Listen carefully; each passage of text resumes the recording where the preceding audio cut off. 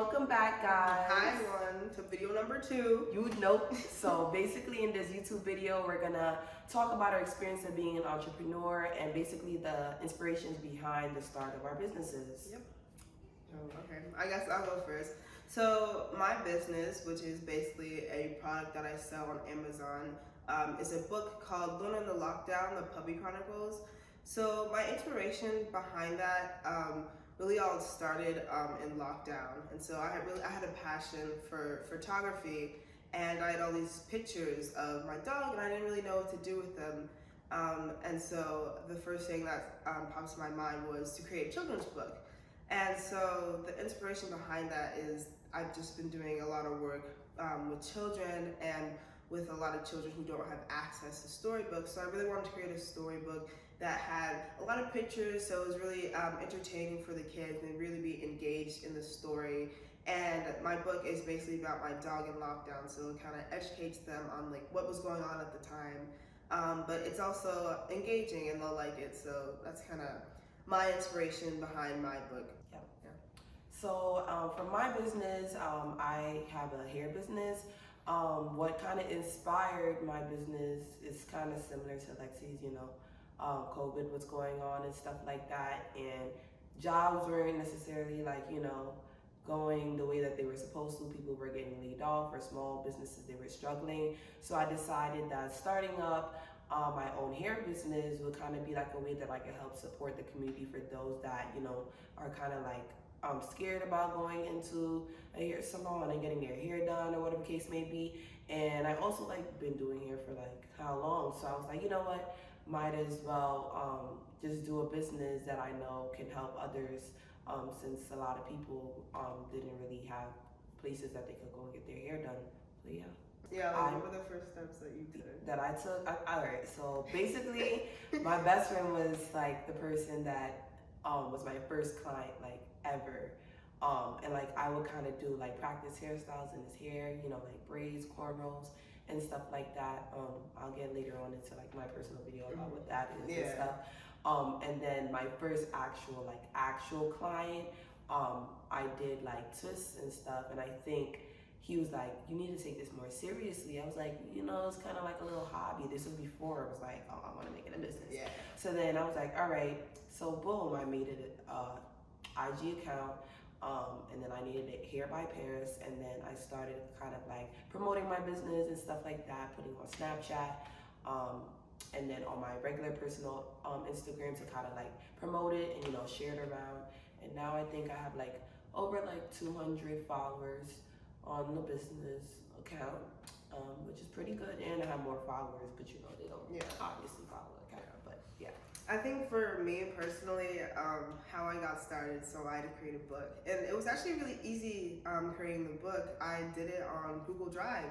And all I did, I'm a very creative person, so all I had to do was kind of create the outline of the book, and then I already knew what I wanted the story to be. So it was kind of really easy for me to create the book part. And then I had extra help from people I know who helped me publish the book and kind of helped me edit it, to make sure all my typos were checked and everything like that. My T's were dotted and my T's were crossed type stuff. And then after that, something that's really easy to, especially as a publisher, is using Amazon, because you can sell anything on Amazon. So that's where I published my book in that process. Amazon has their own separate process for book publishing. So that's kind of how I got started, using Google Drive, and then kind of getting the word out there. You kind of do that on your own, promoting and stuff like Instagram, Snapchat, stuff like that. Social media, and then we could kind of talk about the biggest challenge that we had during the beginning of our business. I don't know, for me it was finding a place to do hair. During COVID and stuff, not a lot of people, everyone's kind of scared about going into each other's house. And something about my business is that for the most part, it's not even necessarily home-based. It's I travel to you. I've had plenty of opportunities with people saying oh, you could come to my shop and rent a chair and stuff. But then, you know, I kind of wanted still my business to be different because, you know, a lot of businesses are in salons, and at the time people were scared of, you know, getting their hair done there and stuff because, you know, I had my own personal story on my birthday. You remember that?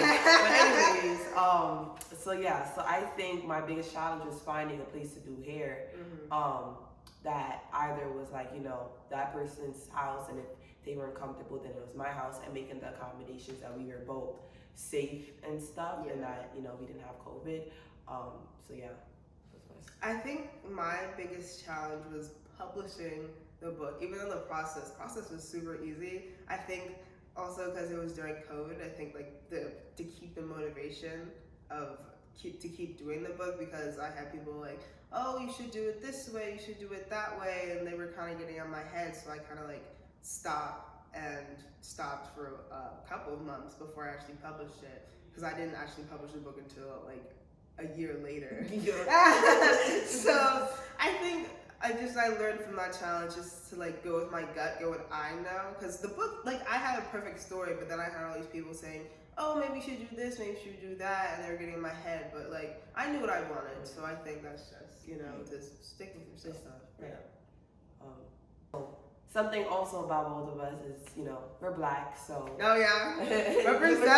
So you know, the Black community. So you know, basically, that could also be like, many people might think like, oh, that might be like a factor, or like a struggle to like starting your own business, especially being like women, you know. Yeah, women in society, and you already know the gender roles and how. But I think it's like a little different, especially when you're like creating your own business, kind of like, because it's like personal. Because the thing is, like we were both like independent. We're not like in a company. Yeah. So I think, I mean, like it has its effects, but like it also like doesn't, because like I'm my own boss, she's her own boss, and stuff like that. We do it how we want to. Yeah, we do it how we want to do it. So I mean, there's not necessarily like any like challenges per se, or like struggles, but to like acknowledge it, because like you know, in the future, you know, like when we do go to work and stuff like that, there will be those challenges and stuff. But like we'll have, since I think this experience just really helped us like individually, it's like I know what I'm capable of doing by myself, so like when we get in the bigger group. So then after, like later on in our life, I feel like we'll be like more, you know, outgoing and expressive and stuff like that, since we already basically did like the hard part, kind of like, you know, found dating it. Now it's just time for it to, you know, grow. Like a butterfly. But I think, I think that's the end of this video. So see you guys for part 3. Yeah, I'll see you next one. Bye.